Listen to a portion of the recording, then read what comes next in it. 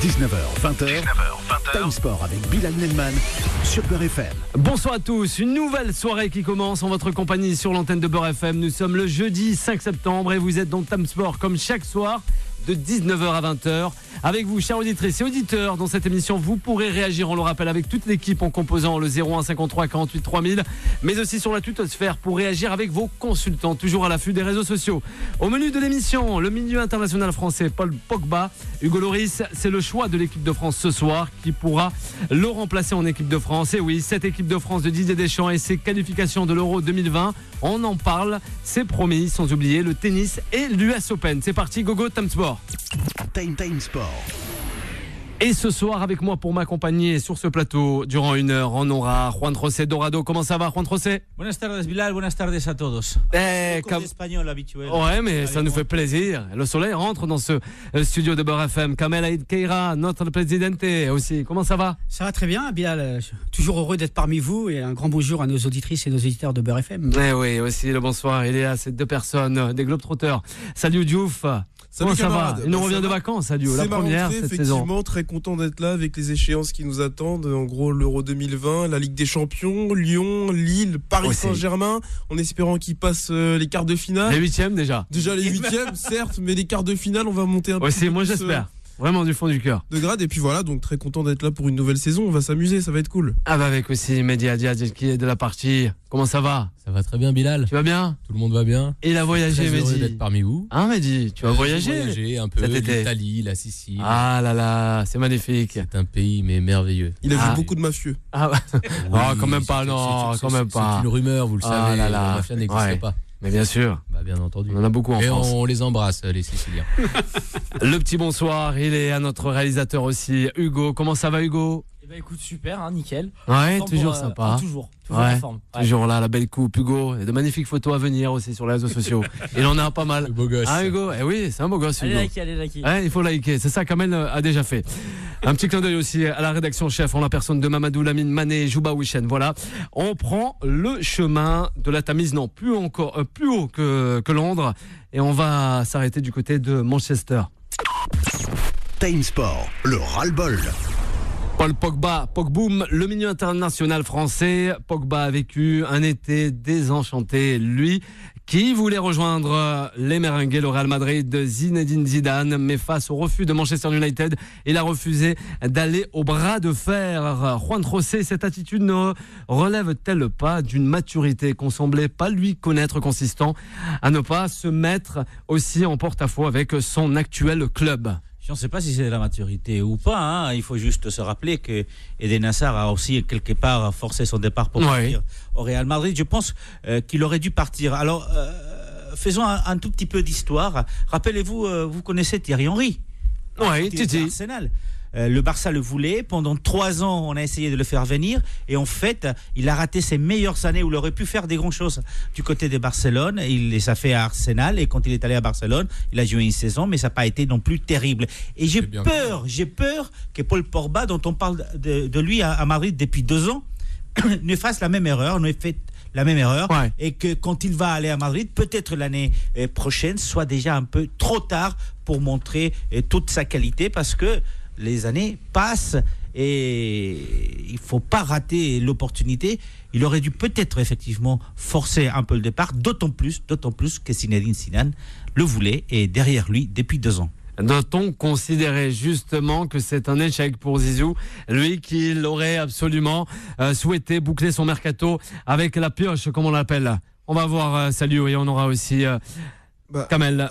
Un échec, non, pas spécialement, puisqu'on sait maintenant que c'est plus Zizou qui commande au Real de Madrid. C'est plus Zizou. Voilà, il commande pas forcément. C'est Florentino. Et voilà, on lui impose certaines choses et lui il fait avec. Donc non, c'est pas forcément un échec ni pour lui ni pour Paul Pogba aussi, parce que cette année Paul il va vivre une saison différente des 2 dernières, c'est-à-dire qu'il n'y a plus Mourinho autour de lui, donc là il part sur des bases beaucoup plus sereines, parce que ces derniers mois c'est vraiment cette relation-là entraîneur-joueur qui l'a court-circuité dans son parcours, quoi. Quand tu te rappelles de la scène hallucinante à l'entraînement où ils sont en train de se chamailler, là ça commence déjà d'emblée de début de saison. Et puis après, t'as vu ce que ça a donné pour la suite. Mais là, il part sur des bases saines. il part en étant un joueur cadre de Manchester United, un joueur reconnu de la Première Ligue. Connaissant le club aussi. Voilà. Donc je pense que ce serait tout bénef pour lui qui développe son potentiel. Et puis, comme tu as dit tout à l'heure aussi, la maturité, il l'a prise. Ouais, peut-être. Il a grandi tout simplement. Maintenant, c'est plus un jeune pouce. On parle d'un mec qui a 25 ans. Hein. Oui, bien sûr. Non, mais c'est pour ça que je dis ça. Maintenant, c'est tout à fait normal. Ouais, mais on est d'accord. Voilà, c'est un garçon qui a pris de la maturité, qui a vécu des choses, qui a un statut, champion du monde. C'est pas n'importe quoi, ça. Faut pas le négliger. Ouais, c'est vrai, même Umtiti, même comment il s'appelle alors, tout ça, ils sont champions du monde. Mais moi, je vais casser un petit peu l'ambiance par rapport à Pogba. Mais bien si sûr. vous permettez. Alors, Kamel. Déjà, premièrement, Pogba, pour moi, c'est un joueur surévalué. Ça fait 2-3 ans qu'il fait plus rien. Moi, je regarde tous les matchs du championnat anglais. Je regarde tous les matchs de Manchester United. Ça fait sourire. Non, mais oui. Mehdi, hein. On va voir pourquoi. Ce qui est bien, pas de cet avis, mais bon. Moi, je suis quelqu'un qui est très pragmatique. Je regarde tous les matchs de anglais. Et Manchester United, il met pas un pied devant l'autre. Je suis désolé, ça fait 2 ans qu'il met pas un pied devant l'autre, Pogba. Après, on peut dire oui, il a été champion du monde, il a été champion d'Europe, etc. Mais moi, quand je vois ces matchs, il est ridicule. Quand même. Excusez-moi, ridicule. Je termine. Pour quand même. C'est pas grave. Après, je te laisserai parler, mais il n'y a pas de problème. Mais moi, vous n'êtes pas d'accord avec Kamel. Composez le 01 53 48 3000. Il marche sur un terrain, il se regarde jouer. Et si vraiment le Real de Madrid le voulait, il l'aurait pris, le Real de Madrid. Je termine. Si vous le voulez. Et n'oublions pas que Manchester United a mis son transfert à 150 millions d'euros. Donc, Florentino Pérez, il a dit, il est hors de question qu'on mette 150 millions d'euros sur Pogba. Parce qu'en fin de compte, il les vaut pas. Moi, il les vaut pas, franchement. Et c'est un mal pour un bien pour Zizou. Ouais. C'est un mal pour un bien parce qu'en même temps, pour moi, il casse pas des briques. Je suis désolé, il casse pas des briques. Il est là. Il y a pas mal de personnes qui pensent la même chose que. Pas des briques, c'est faux. Il faut recentrer les choses. Allez. Je terminerai, mais excuse-moi, on peut pas être et avoir été. C'est très important. Oui, mais on parle d'un jeune de 25 ans. Paul Pogba. On parle pas d'un champion du monde en titre. Bien sûr. On parle d'un mec à 25 ans qui est champion du monde. Je sais pas si. Attends, ils étaient champions du monde à quel âge les Patrick Vieira, les. Thierry Henry, assez jeune avec Trezeguet. Tu vas pas comparer Vieira à Pogba. Attention, 26-27. cardiaque. Je te parle de maturité. Je meurs. Je parle de maturité et d'avoir été. Il n'arrive pas à la cheville de Vieira. Non, je ne le comprends pour Kamel. Mais il faut savoir une chose, qu'au Real Madrid, bien sûr, il n'a peut-être pas été si désiré que ça. Zidane le voulait, Florentino Pérez, il préfère garder son argent l'année prochaine pour Kylian Mbappé. On le sait très bien, il va jamais mettre 150 millions sur Pogba, mais c'est le président. Juan José, alors, on en laisse poursuivre. Parce que il faut comprendre une chose, quand vous parlez de Pogba, oui, ceci, cela, à Manchester United, ça serait pas les mêmes saisons s'il n'était pas. Moi, je vous dis, parce qu'à Manchester, sans Pogba, c'est une autre histoire, Manchester. C'est une autre histoire. Alors, Juan José Dorado. Et merci de le rappeler, Mehdi. Deux petites précisions, peut-être trop sévères. Vis-à-vis de Kamel. C'est vrai qu'il n'est pas le joueur qui était avant Mourinho, où il avait fait des choses magnifiques. Le départ son jeu avec Mourinho, d'ailleurs, il a touché le bon touche, très son avec Mourinho. Par la suite, effectivement, il a fait des bons matchs. Il n'est pas à son meilleur niveau, et ça il faut le reconnaître, mais il se met un pied devant l'autre. Et puis une dernière chose, concernant le Real Madrid, le départ des Pogba pour Madrid était aussi devait avoir lieu si on arrivait à vendre Gareth Bale, ce que le Real n'a pas fait. Et donc il manquait aussi de l'argent. Si Gareth Bale était parti, il y avait les 150 millions. Quand on veut un joueur, on l'achète. Alors, moi aussi, j'ai regardé cette année, enfin toutes les années précédentes aussi, les matchs de Première Ligue. Mais aussi, il faut savoir, là où tu te trompes, c'est sur les caractéristiques de Pogba. Pogba, c'est un joueur qui est nonchalant. C'est un joueur, il marche à la Tchéquino, c'est un joueur. C'est un mec nouvelle tendance, quoi. Il ralentit le rythme. Il est dans le flow. Mais c'est un mec qui est capable aussi de casser ses lignes. C'est un mec qui est capable d'être décisif et d'avoir son influence dans le jeu de Manchester. Et c'est arrivé très souvent. Donc tu peux pas dire que c'est calculé depuis le début de saison. Calculé avec Manchester depuis le début de saison. Calculer le nombre de ballons qu'il a perdu au milieu de terrain en se regardant jouer et qui ont terminé sur des buts ou des pénaltys contre Manchester United. Parce que vous n'avez pas vu les matchs, moi je les ai vus tous de A à Z. Et à la limite, il casse pas les lignes, il marche, il se regarde jouer. Parce que maintenant on emploie des termes techniques, il casse les lignes, ça joue. Se projeter vers l'avant, c'est casser les lignes. Mais mon fils quand il avait 2 ans, il se projetait vers l'avant. Tout le monde se projette vers l'avant. Même le dernier des joueurs de Ligue de Nationale, il se projette vers l'avant. Vous faites un pas, tu fais un pas, tu te projettes vers l'avant. C'est physique. Maintenant Pogba, je vous le dis, moi, faut être factuel. Faut pas. Les meilleures saisons qu'il a fait, c'est à la Juventus de terrain. Sur la Juventus de terrain, je peux vous dire, Pogba, c'était l'un des meilleurs milieux de terrain. C'était pas mal avec Andreas Pirlo. Voilà, c'est vrai. C'est vrai ou pas? Il était mieux à la Juventus. Maintenant, c'est dû. Il y a des joueurs. C'est un autre pour Kamel. Mais il y a des joueurs qui sont surcotés. Il est surcoté. j'apporte une touche d'humour Ah pour ouais, Kamel. salut. Tu vas sur YouTube, tu vas saison 2015-2016 et tu regardes les matchs de Stambouli au PSG, tu vas voir ce que c'est de ne pas casser des lignes. Ah, il était pas mal, Stambouli aussi. Mehdi, Pogba. Stambouli, hein. Ouais. Oui, au passage. Non, mais Pogba, moi je vous le dis clairement, c'est au sein de Manchester, on peut pas se mentir. C'est pas vrai ce que tu dis, Kamel. Quand tu dis que Pogba, bien sûr, c'est un joueur nonchalant, on le sait, mais c'est dans sa personnalité. Non, j'ai pas dit ça, il se regarde jouer. Ouais, mais Il avance pas, il casse pas les lignes. donc pour la Coupe du Monde, comment a vu ses prestations? Non, mais ses prestations, tu les as trouvées comment en équipe de France? Non, mais on parle du joueur, on parle pas extraordinaire. C'est pas extraordinaire France, en Coupe du Monde. Ouais. C'est pas c'est pas extraordinaire. extraordinaire, mais c'est quand même. Coupe du Monde assez bizarre selon Hugo. Selon Hugo. Ouais.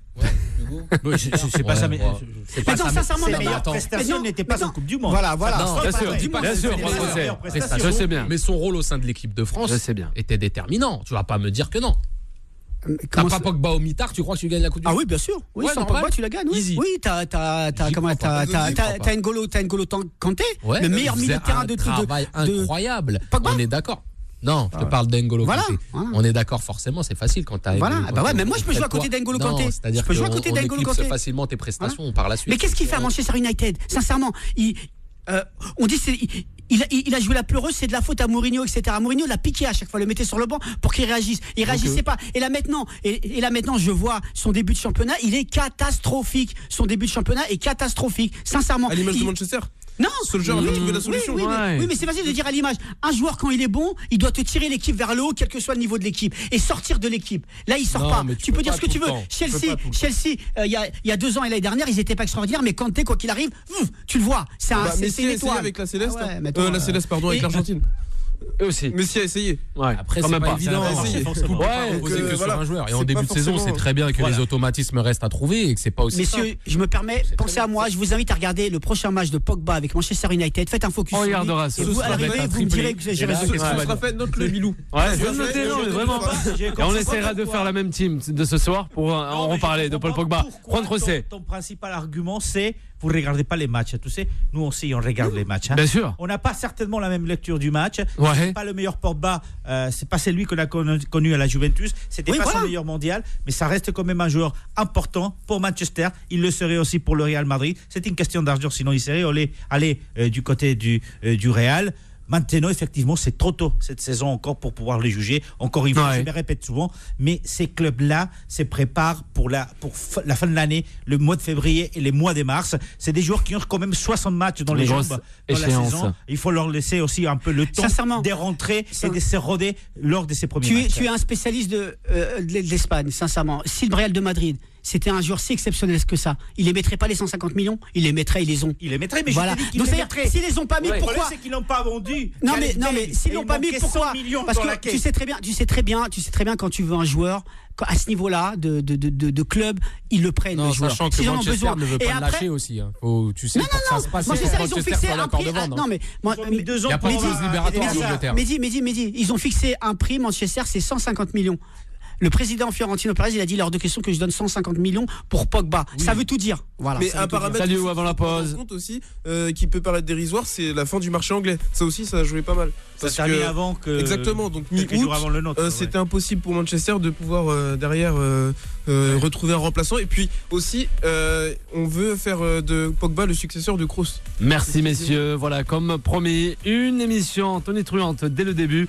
Et on va encore faire de même après la première pause. N'oubliez pas, on parlera de Hugo Lloris, l'équipe de France, et sans oublier aussi de l'US Open. À de suite. Time Sport revient dans un instant. Beurre FM, 19h-20h. Time Sport avec Bilal Nenman. Et de retour pour 1 heure de sport, tout confondu. C'est sur Beurre FM, 19h, 20h, Time Sport. Sur la Tutosphère aussi, vous pouvez réagir avec nos consultants, toujours à l'affût sur les réseaux sociaux, le 01 53 48 3000, pour apporter votre commentaire ou réagir face à une réaction d'un de vos consultants. Je vous rappelle, autour de la table pour m'accompagner, Kamel Aïd Keira, Saliou Diouf, Mehdi Hadjadj et sans oublier Juan José Dorado. On a parlé d'un international français qui n'était autre que Paul Pogba. On en arrive au portier champion du monde français, Hugo Lloris. Time Sport. Après Hugo Lloris, le déluge. Aïe aïe aïe, derrière l'indéboulonnable Hugo Lloris, aucun gardien n'offre pour le moment de vraie garantie en équipe de France. Pensez-vous, messieurs, mais aussi tous les auditeurs de Beurre FM, que Alphonse Areola est tout pour être son successeur, ou même alors Mac Maignan, ou encore Alban Lafont, Benjamin Lecomte, selon vous? Salut, on l'écoute. Bah déjà pour l'instant la question elle se pose pas vraiment puisque Lloris va pousser jusqu'à l'Euro 2020 et puis ensuite 2022. Ah même 2022 Qatar, pour toi? Pourquoi pas? Bah oui, pourquoi pas le Qatar, c'est un gardien de but. En cas de succès à mon avis de l'équipe de France à l'Euro 2020. On verra. À moins qu'il se passe une grosse contre-performance, on verra bien. Mais derrière, après, il faut prendre en compte aussi le paramètre Areola qui a pas passé le cap cette année psychologiquement. Moi, j'insiste sur le psychologique qui lui a permis d'être indiscutable. Ouais. On va voir ce qu'il va faire à Madrid. Ça se trouve, imaginons. Moi, je me suis imaginé un scénario. Je me suis imaginé un scénario de dingue. Il va faire banquette. C'est que non, mais je me suis imaginé un scénario. C'est, on va dire, allez, on est en mars, février-mars. Courtois se blesse gravement. Areola prend la place dans les buts et là il gagne la Ligue des Champions. Donc il faut souhaiter la énorme... blessure de Courtois. Alors là c'est incroyable. Non mais vraiment. Je sais jamais. Non mais alors, le football c'est irrationnel, tout peut se passer. Mais voilà, je me suis imaginé ça voilà, comme ça c'est passé dans ma tête mais sans plus. Mais après on sait pas, c'était un beau rêve hein. Mais je peux faire une parallèle juste là-dessus. Alors Mehdi, justement on quand même à échanger son gardien contre Areola, mais c'est une... Il est pas mal Areola. Non, mais c'est une blague. Oui, alors, je vais vous dire la vérité. Ils auraient dû plutôt l'échanger contre Courtois, ça aurait été mieux, parce que Navas est bien meilleur que Courtois. On va pas se mentir. Ils ont fait comprend rien. Non, PSG bien sur ce coup-là. On a fait une sacrée bonne affaire, je pense. Ah, bonne affaire. Et Navas a signé, Areola est prêté. Donc Areola va revenir. Il est prêté sans obligation. Oui, forcément. Donc il revient, c'est bien. Le problème avec Areola, c'est qu'il lui manque des minutes. Alors, il ne va pas les avoir du côté du Real Madrid, ça c'est certain. Au mieux, il va jouer la Coupe du Roi, et ça sera lui le gardien titulaire. Voire peut-être les premiers matchs, mais ça on le saura le 18, est-ce qu'il va être titularisé en Champions League? Vous savez que ces dernières années, du côté du Real, du côté du Barça, normalement c'est le portier remplaçant qui joue la Coupe du Roi, voire la Champions League, pendant que l'autre reste sur la Liga. C'est une possibilité, ça on verra le 18. En tout cas, il lui manque 2 minutes. Par rapport à Hugo Lloris, effectivement il peut aller loin, mais la France a intérêt à s'émanier quand même un tout petit peu, parce que c'est vrai, dans ses gardiens, il n'y a pas un gardien remplaçant qu'on voit clairement prendre la place de Hugo Lloris. Et il y a un certain nombre, vous les avez nommés, mais c'est vrai, Maignan, Lafont, le fils de Zidane. Oui, il y a aussi le fils de Zidane. Et qui n'ont pas les statures internationales pour être le gardien de la France champion du monde. Moi, je pense que je vais pas dire que j'ai eu Zizou au téléphone, mais Zizou, il est en train de prier, il fallait l'avoir pour que Courtois ne se blesse pas. Que ça soit en Coupe du Roi, en championnat ou même en Coupe de tu l'as dit, Mehdi. Bravo le PSG. Ils ont échangé Areola contre Navas. Ils ont fait le coup du siècle. Et le pire, c'est qu'apparemment, il est prêté, je ne sais pas. Ouais, il est prêté, non, parce qu'ils ne peuvent pas le vendre. Parce qu'il touche plus de 700 000 euros par mois. Il n'y a aucun club qui paiera 700 000 euros pour une 2 chevaux. Tu vois, tu mets la mise sur une Ferrari, mais pour une 2 chevaux, c'est compliqué. Donc, moi, ce que je veux dire, c'est qu'au niveau d'Areola, il joue avec le PSG. Au PSG, en championnat, le PSG domine. Tu as 2 arrêts à faire par match. Il n'est pas capable de les faire. Tu as 2 arrêts à faire par match, il n'est pas capable. Donc s'il ne s'est jamais imposé, c'est qu'il y a une raison. Parce que le PSG lui a fait la place. Le PSG, n'oublions pas, on fait partir Mac Maignan pour lui faire de la place. L'on fait jouer, l'on met en concurrence avec Trapp. On fait partir Sirigu pour le faire jouer. Lui ont donné un salaire mirobolant, c'est l'un des gardiens les plus chers. Ils ont mis vraiment confiance. Et le type, il est même pas capable de faire 2 arrêts. 2 arrêts par match. On est reparti sur le Paris Saint-Germain. Je veux pas le Paris Saint-Germain là. On a trop parlé du PSG pour les auditeurs. On reste sur Hugo Lloris quand même. Je vais te laisser. Vas-y, salut. On a tous dressé la table, d'accord? Il y a tous les invités qui sont autour de la table, mais il y en a un que vous avez oublié.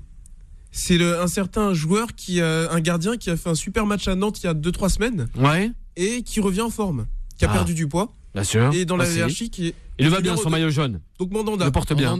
Mandanda, Steve. Ah oui. Cette saison, qu'est-ce qu'il va faire Mandanda? Là, il est bien parti, les gars. Mais c'est lui l'avenir de l'équipe. Je suis d'accord avec toi. C'est lui l'avenir de l'équipe de France. Non, j'ai pas dit ça. Attention. Parce que là, on dit, la question, elle est précise. Elle est si Yoris a un pépin, qui peut le suppléer? C'est ça, tout à fait. Et donc voilà, dans l'instant. Il y a un flou quand même derrière lui. Et en termes d'expérience, en termes sur plein de paramètres, celui qui a même à le suppléer, c'est Mandanda. Parce que c'est son job de base depuis des années. Ça a toujours été lui le numéro 2. Et puis là, il revient bien. Et même Didier Deschamps l'a dit, il a perdu du poids, il a retrouvé un physique de sportif. Et moi, c'est son match à Nantes qui m'a fait tilter en me disant, mais en fait, le gars, il est toujours dans la course. Ce flou derrière. Il est pas mort. C'est vrai. C'est bien de se reprendre en main. Le flou derrière Hugo Lloris peut-il lui permettre de continuer quand même à se maintenir au niveau international, au plus haut niveau? Parce que Hugo Lloris, c'est le numéro 1. Derrière, il n'y a personne. Il y a numéro 2, Areola. Mais Areola, il va se retrouver au Real Madrid, il va faire 90% des matchs, banquette. Donc, moi, je pense que c'est vrai que Mandanda, il commence à revenir. Mais moi, je mettrai ma pièce aussi sur Marc Maignan. Parce que Marc Maignan, c'est un gardien. Il est pas mal. Et en plus, ça, il va faire la Ligue des Champions. Et on verra vraiment aussi au niveau international, s'il nous fait une bonne saison avec Lille et des super matchs en Ligue des Champions, je pense qu'il aura sa chance. Mais Areola, il va faire banquette, le pauvre. On termine avec Mehdi et Juan José. Le jeune gardien de Lille, je le vois bien, Je le vois bien, moi, dans le futur. Il faudra compter sur lui, je pense. Pourquoi pas? Après, Lloris, en tout cas, là, on le sait très bien pour encore. C'est jeune pépite du football français, à mon avis. Après de laisser ça. Juan José.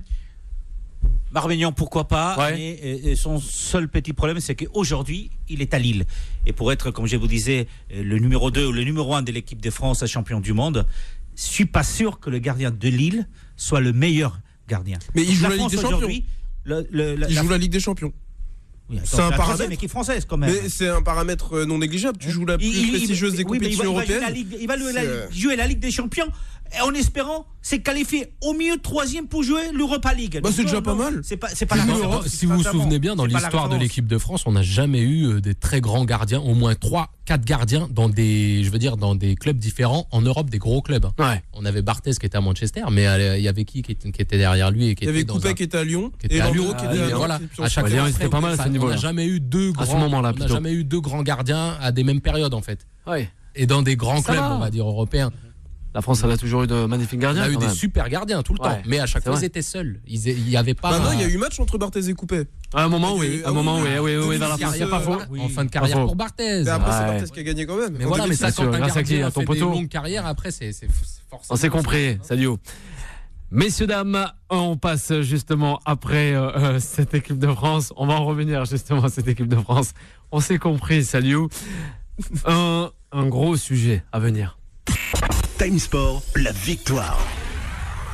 Justement, racisme, Dembaba aimerait que tous les joueurs de couleur noire quittent la Serie A après que la Cova Norte, regroupant les ultras de l'International de Milan, avait expliqué qu'adresser des cris de singe à un joueur noir n'est pas un acte raciste quand même, mais une façon de déstabiliser l'adversaire. Juan José, après ce visant l'international belge Romelu Lukaku. Que pensez-vous de cette proposition de l'attaquant d'Istanbul, Başakşehir, justement à ce sujet? Alors moi je vais pas par rapport à l'Italie. L'Italie en Italie la Serie A. C'est la Serie A. Donc moi je suis pas trop d'accord avec ce qu'a dit Dembaba par rapport aux joueurs parce que le mal est beaucoup plus profond. L'Italie, ce qu'il faut se dire, c'est qu'actuellement c'est gouverné par des partis d'extrême droite. Donc c'est des partis. Attends. Il y a depuis 10 jours, non. Non. Si. C'est centre droit maintenant. Ne me dis pas non. Il reste des ministres d'extrême droite. Il me reste des ministres d'extrême droite. Oui. Il reste quand même des ministres d'extrême droite. Donc jusqu'au mois d'août, le ministre de l'Intérieur était un ministre, le dirigeant de la Ligue du Nord. Salvini et qui était avec les membres du mouvement 5 étoiles, qui est un parti d'extrême droite. Et même maintenant, si c'est plus dirigé, il y a quand même il y a un ministre des Affaires étrangères qui est d'extrême droite. Donc c'est pas un poste, c'est pas un strapotin. Donc c'est dirigé quand même par des extrémistes. Donc je pense que le problème ne viendra pas du gouvernement italien, parce que c'est un problème social et qui doit se régler politiquement. Moi, je pense le problème ne peut venir que de l'extérieur, c'est-à-dire de l'UEFA. Comme l'UEFA a fait avec les hooligans, avec les équipes anglaises, elle leur a dit, quand il y a eu ce gros problème de hooligans dans les années en 85, et là ce qui se passe en Italie par rapport à ce qui se passait en 85, c'est gentil, parce qu'avec les hooligans c'était violence et meurtre et racisme. Voilà. Donc ce qui s'est passé, l'UEFA, ils leur ont dit, écoutez, puisque vous voulez pas régler ce problème, on vous exclut de toutes les compétitions européennes pendant 5 ans et vous réglez le problème. Donc ils l'ont réglé, pourquoi? Parce qu'ils ont touché au portefeuille, ça financièrement c'est compliqué. Donc ils l'ont fait. Moi je pense que l'UEFA devrait dire à l'Italie, les exclure des compétitions européennes, leur dire vous réglez le problème en interne. Plus de Ligue des Champions, plus de Coupe d'Europe. Ce qui va vers, c'est-à-dire il y aura plus de joueurs, même des joueurs blancs de haut niveau, parce qu'ils joueront plus la Champions League. Et en interne, ça sera les clubs qui vont être obligés, qui vont forcer le gouvernement et qui vont être obligés de gérer leurs supporters. Donc je pense que il faut que l'UEFA tape un gros, parce que même si les joueurs noirs, si les joueurs noirs partent du championnat anglais, on fait quoi quand les équipes italiennes se déplacent en Coupe d'Europe? Ils rencontreront d'autres équipes avec des joueurs noirs, donc il y aura malheureusement toujours ces cris de chien. Donc je pense qu'il faut voir pire. Il faut les exclure des compétitions européennes et leur dire de régler le problème. Et je pense que c'est le seul moyen de le régler. La première des choses, c'est que les dirigeants italiens mettent dehors des stades les racistes. La première des choses. Et là, on a le droit de fermer une tribune, comme on a fait en France. Là, là, on a le droit de fermer une tribune. La deuxième chose, effectivement, c'est que les joueurs, pas uniquement les noirs, hein, les blancs aussi, disent, toutes les couleurs. Pas jouer là-bas. C'est la deuxième des choses. Et la troisième, effectivement, l'UEFA doit prendre des mesures. La Confédération du football européen. Si l'Italie ne sait pas régler le problème à elle tout seule, il faut faire comme on a fait avec les équipes dans les années 80, les équipes anglaises, effectivement, les mettre à la porte pendant 5 ans, le temps que ça se calme, le temps que le problème se règle. Et il faut le régler. Salut, concernant ce racisme en Europe et pas qu'en Italie, dans le football. Et la déclaration, je vais revenir surtout sur l'Italie, très simplement parce que c'est un sujet très grave et assez délicat. Ce que dit Dembaba non plus, c'est pas forcément la bonne solution, parce que dans ce sens-là, ça voudrait dire que tu abandonnes le combat. Salut, c'est trop répétitif. Oui, c'est pour ça, à mon avis, que le joueur. Donc ça voudrait dire que ok, moi je reçois des cris de singe, donc vous avez gagné les gars, on va se barrer. Et ça c'est pas vraiment une solution, c'est un coup d'épée dans l'eau. Et là c'est pas assez. Moi on dit toujours les joueurs réagissaient. Rappelle-toi avec la banane balancée, New Camp avec le Brésilien. Les clubs qui veulent pas forcément se mouiller avec leurs ultras, et c'est culturel chez ces ultras là, parce que la plupart c'est des ils sont soit politisés à gauche, à l'extrême gauche, ou soit à l'extrême droite. C'est l'un ou l'autre. Et à l'Inter de Milan c'est plutôt extrême droite par exemple, donc ils se sont ralliés à ce Caligari. Et c'est au club justement de prendre des mesures beaucoup plus sévères et beaucoup plus concrètes, et de ne pas abandonner le combat comme ça. Avec Juan Rosé et Kamel aussi. De Samuel Eto'o. Ça voudrait dire on abandonne le truc et puis on lâche tout. Et ça c'est pas une solution. Il ne faut pas rester en solution de victime justement. Il faut que les clubs agissent, mais de façon très forte. Mehdi, avant de revenir à Kamel. Pour ma part, moi bien sûr il faut que les joueurs réagissent, bien sûr, mais pas seulement. Les joueurs en fin de compte ils sont sous contrat. Il faut qu'il y ait une émulation aussi. Je sais pas, peut-être ça appelle à ça. Dembaba qui communique sur les réseaux, tout ça. Dembaba il est sympa, il en parle. Il n'a pas fait quand il était en Angleterre. Il n'a pas fait lui quand il était en Angleterre. Après ça c'est encore autre chose. C'est donneur de leçons Dembaba. Je sais pas ce qu'il a vécu dans sa carrière. Maintenant, tu parles d'un championnat. Non, mais tu parles d'un championnat que tu ne connais pas. Après, bien sûr, vu de l'extérieur, c'est facile de mettre tes potes. Allez, regardez les gars, faut quitter le terrain. Mais c'est pas comme ça la vie. À un moment donné, c'est facile de donner la leçon. Mais il faut montrer l'exemple. Tu comprends. Rapidement, Kamel, avant la pause. Et je suis d'accord avec Tamedi, c'est totalement ridicule de sa part, parce qu'il n'a pas pris en compte le contexte italien. Il n'a pas pris en compte le contexte italien. L'Italie est un pays, je vais peut-être pas me lancer, mais non, il ne faut pas. Gouverné par l'extrême droite, ils ont voté pour l'extrême droite, donc c'est un contexte spécial. Voilà. On peut rien y faire. Parce que ils ont voté par mais tu ne fais rien du tout. C'est ça. Pour fermer les stades, c'est tout. Non. Et voilà. Écoute, c'est ce que j'ai dit. Merci messieurs. Vous revenez avec nous des compétitions après la pause. Merci Kamel. Time Sport revient dans un instant. Beurre FM, 19h-20h. Time Sport avec Bilal Nenman.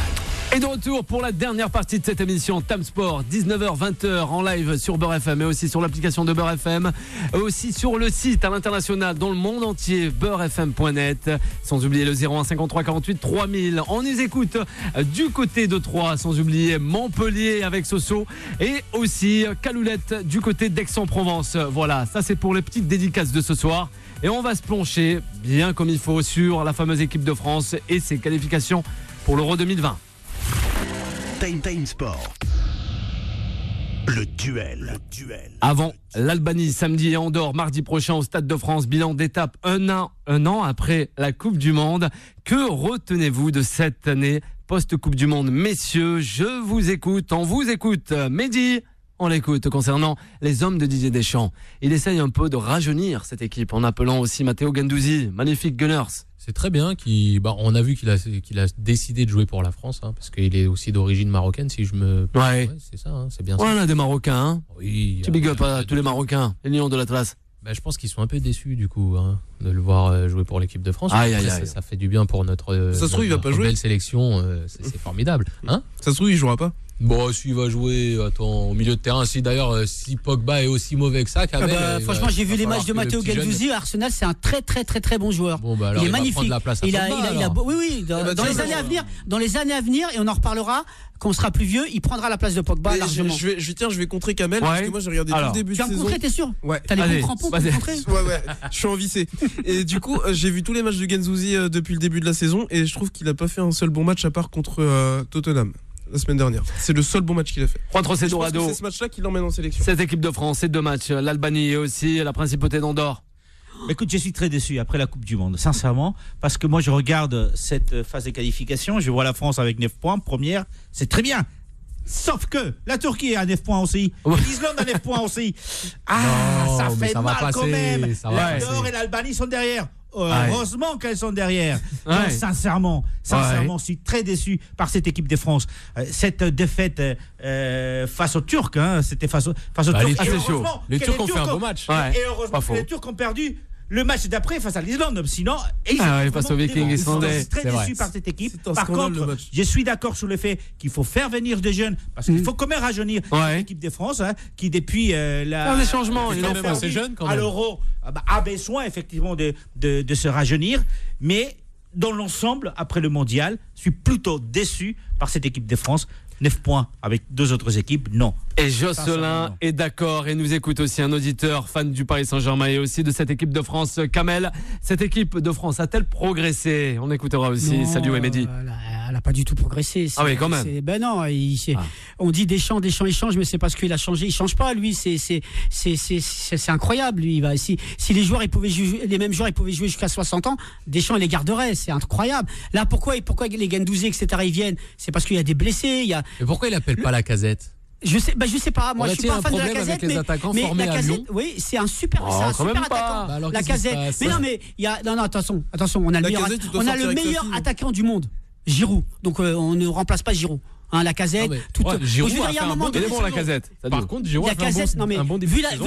Vu le début de saison que Lacazette fait à Arsenal, c'est une honte qu'il soit pas. C'est ça, en plus, pour jouer contre l'Albanie et Andorre. Excusez du peu, c'est vrai que j'ai hâte de voir ces matchs-là parce que ça va être le rêve, mon rêve des téléspectateurs. Je vais mettre 300 € pour acheter la place pour aller voir ça. Mais je veux dire que le problème de Deschamps, c'est qu'il ne change rien. Il ne change rien. Il est toujours dans la continuité. S'il avait fait de la politique, il aurait été un super politicien. Et encore, pourquoi pas Titi, Oui, voilà. Dans l'avenir, il a le temps encore. Il a encore été blessé. C'est vrai que tous les joueurs ils vont prier que les autres se blessent. Non, il est remplaçant. Non, il l'a appelé parce qu'il y a eu. Non, il l'a appelé parce qu'il y a eu un blessé. C'est ça. C'est un truc de fou. Salut, cette équipe de France, Didier Deschamps et ses hommes. En fait, elle a pas du tout progressé même. Si vous vous rappelez bien, si vous remontez encore un peu plus bas le curseur, de façon, si on revient en arrière, la Ligue des Nations perdue parce que ça aurait pu être un trophée PlayStation, un trophée pour la France quoi. Ça aurait pu être sympa, symbolique de gagner un truc après le titre de champion du monde. Donc à partir de là, ça a été une étape. Portugal qui a gagné, c'est ça, de CR7. C'est bien pour le Portugal, très bien. Et aussi au Portugal. Mais derrière le match en Turquie, c'est un scandale. Tu vois les latéraux, les erreurs qu'ils font, c'est ce match. Incroyable mais vrai quoi. Ils étaient en train de négocier leur transfert. Même si la Turquie a fait un super match et a mis le curseur très haut, le match de l'équipe de France ce soir-là, je me rappelle encore. Mais il est scandaleux. Lucas Digne, il se fait, oh là là, mais non. C'est sûr, c'était pas Sikali match. C'est sûr. C'est pas ça. Non mais ensuite. Tu arrêtes, mais je vais répéter, mais c'est pas grave. Mais je pense que Lacazette, il a tenté de sortir avec la fille de Didier Deschamps. Mais tu t'arrêtes toi avec. Non là, c'est pas possible. Arrête, Sadio. Oui, Kamel. C'est pourquoi Bilal, on en rigole, mais pourquoi ça n'avancera pas en équipe de France? Parce que Deschamps et les joueurs l'ont compris. Tous les joueurs français qui évoluent, que ce soit en France ou dans l'étranger, ont compris que Deschamps n'instaure pas la concurrence. Quand il a son groupe, il reste. Donc ça veut dire que les joueurs qui sont les chouchous de Deschamps, quoi qu'il arrive, quels que soient les matchs qu'ils fassent comme Pavard, etc., ils peuvent se trouer pendant 4 matchs, ils peuvent perdre contre une Nationale 3, ils savent qu'ils vont être appelés. le seul fait qu'ils soient pas appelés, c'est s'ils sont blessés. Donc ça veut dire que il n'y a pas d'émulation, il n'y a pas de concurrence. Donc ils sont sûrs d'aller même jusqu'en 2042 s'ils peuvent aller en 2042 avec Deschamps. On parlait du Goloris tout à l'heure. Mais Goloris, s'il peut jouer jusqu'à 45 ans, il va jouer jusqu'à 45 ans. Deschamps va le mettre. Hein. Mais je vous le dis. Il a raison, Kamel, parce que regarde par exemple le cas de Pavard. Pavard, il mange sur son but en fait, sur son but contre l'Argentine. C'est comme Sergi Roberto qui mange sur son but contre le PSG depuis des années. Et c'est des gars en fait, voilà, ils sont là. Non, mais ils ont fait un tube. Et voilà, c'est ça, c'est exactement ça. Ils ont fait un tube. C'est voilà. Je pense qu'ils vivent sur les royalties, c'est ça que tu es en train de dire. Exactement. Et ça, c'est contre-productif pour le coup. Et justement, ce groupe, cette équipe vaincra une nouvelle fois lors de cette compétition merveilleuse qui est l'Euro. Et je vous le dis, moi. Oui, réitéré. France 98, l'Euro 2000. On fire. Non, mais Kylian, il va ouvrir. Pourquoi pas. Après, faisons-lui confiance aussi à Didier Deschamps. Bien sûr. On lui donne cette confiance. Il a le droit. Il a le droit. Champion du monde entier. Oui, mais bien sûr. c'est-à-dire mais c'est vrai que parce qu'on a toujours été c'est une équipe qui n'arrive pas à se sublimer par rapport au mondial. Ils ont gagné le mondial, d'accord. C'était pas un jeu merveilleux, mais ils l'ont gagné. Ils ont fait le boulot. Et c'est vrai que depuis, elle n'arrive pas à se sublimer, mais à sublimer le public. On les voit. Tu avais tout à fait raison. On attend avec impatience le match face à l'Albanie. Vous imaginez une contre-performance contre l'Albanie? Vous auriez l'Albanie avec 9 points avec la France. Non mais vous imaginez, je ne sais pas de quel côté est la pression lors de ces matchs, si du côté français ou du côté de l'Albanie. L'Albanie, c'est un adversaire qui réussit bien la France. Il faut faire amener les jeunes, les faire jouer. Et tu as tout à fait raison, ils ne changent pas une équipe qui gagne peut-être pas, mais qui arrive à passer. Qui fait le travail. Et je vois Griezmann en équipe de France. C'est vrai que son début de saison du côté de Barcelone, il n'est pas du tout Tony Trouan.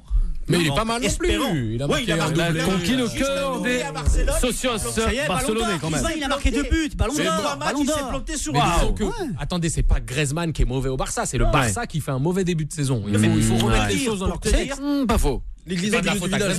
Et où Didi n'est pas titulaire, il n'y a que l'anglais qui arrive à s'en sortir. Il est là. D'ailleurs, l'anglais sera en défense au sein de l'équipe de France, donc c'est très bien. Et aussi, un appel aussi, parce qu'il y en a un qu'on a totalement oublié. Alors lequel ? Je pense que lui, le football, ça l'intéresse plus vraiment. C'est Benjamin Mendy. Il est où, lui ? Le Citizen, quoi. Ce gars-là. Non, mais c'est vrai, sans déconner, il est footballeur. Je pensais que tu allais parler de Ben Arfa, moi. Il est souvent blessé, mais j'ai l'impression que le football, c'est plus vraiment sa priorité, parce que ce mec-là, avec ce potentiel-là, c'est tellement dommage. Il fait du bien. Oui, mais il n'a plus sa place à pas négliger en équipe de France. C'est dommage. Lui, c'était vraiment un top joueur. Benjamin Mendy ? Il est à Manchester, mais je sais pas ce qu'il fait. Il est dans le loft de Manchester, c'est ça ? Non. Ouais, je sais pas.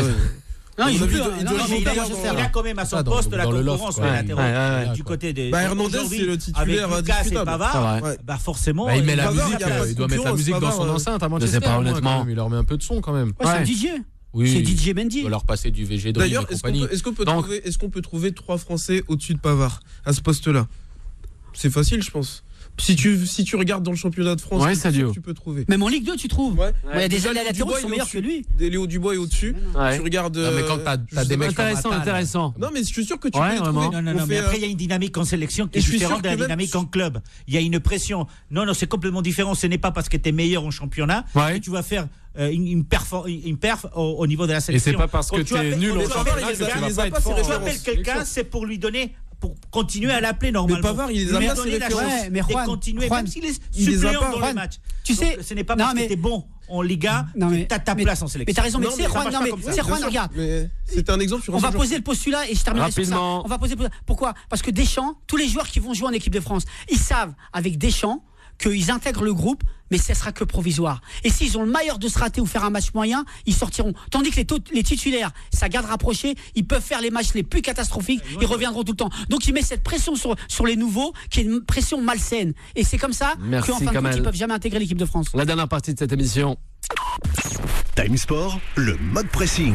Eh oui, c'est plutôt la rubrique avec du tennis, l'US Open, Flushing Meadows, Gaël Monfils, défait par Matteo Berrettini, au bout d'un thriller incroyable. Peut-on vouloir aux Français, suite à cette défaite, Juan José, même à cette façon d'aborder ces matchs, l'élimination directe, des fois on ne les retrouve pas, tels que par exemple Rafael Nadal? Le problème de Gaël Monfils, c'est qu'il a toujours été comme ça. C'est le Pogba du tennis. Quand même. C'est pas du tennis, Rafael Gaël Monfils. D'être top et d'aller en quart de finale de l'Open des États-Unis, et effectivement, et entre guillemets perdre son passage en demi face à un joueur entre guillemets toujours inconnu, qui solide serveur quand même, hein, cet Italien transalpin, il était colosse. Qui joue très bien au tennis. Ce n'est pas parce que les médias ne parlent pas souvent de lui que c'est un mauvais joueur. D'ailleurs, on va le voir en demi-finale. Oui, c'est ça. D'ailleurs, le croisement, c'est avec Nadal, justement. Oui. Donc, face à lui, on verra ce que ça vaut vraiment. Je me rappelle tout simplement de l'Open d'Australie. Oui. Il y avait à Melbourne. Il y avait Rafael Nadal qui avait perdu un match en demi-finale face à, le nom du français m'est échappé, le grand là. Le grand. On avait Luca Pouille. Oui. Non, Luca Pouille, l'autre, il y a quelques années. Le numéro Tsonga, voilà. Tsonga, qui était pratiquement inconnu et va jouer une demi-finale, excuse-moi, une demi-finale. Le nom m'est parti. Et va jouer la demi-finale face à Nadal en Australie, et il bat Nadal. Donc, et c'était pratiquement inconnu. Et là, pour ce joueur, c'est pratiquement pareil. Il a de la qualité, vraiment de la qualité. Peut-être effectivement que ce n'est pas une surprise. Merci rapidement, Kamel. C'est la fin de cette émission. Ça résume son niveau, le fait qu'il a gagné aucun tournoi du Grand Chelem. Voilà, il est là pour s'amuser, il est là pour faire le show. Parce que moi j'ai vu le match. Deuxième set, il mène 3-0, il perd 6-3. Il s'amuse. Il est là plus pour faire il se prend pour un basketteur avec sa raquette. Il fait des smashs. Il s'est pris pour Michael Jordan. Donc voilà. Donc le niveau, il a son niveau. De temps en temps, il va sortir un super match. Et sur la durée, c'est un clown. C'est tout. Et en plus, attention, les finales de Grand Chelem pour des Français, on suivra ça de près. Donc, voilà. Merci, messieurs, de m'avoir accompagné. Kamel Aïd Keira, salut Diouf, sans oublier Média Diadier, Juan José Dorado et à toutes les auditrices et les éditeurs de Beurre FM, toujours de plus en plus nombreux et nombreux à nous suivre. La suite des programmes sur l'antenne de Beurre. Rendez-vous demain à partir de 19h. Retrouvez Time Sport tous les jours de 19h à 20h et en podcast sur beurrefm.net et l'appli Beurre FM.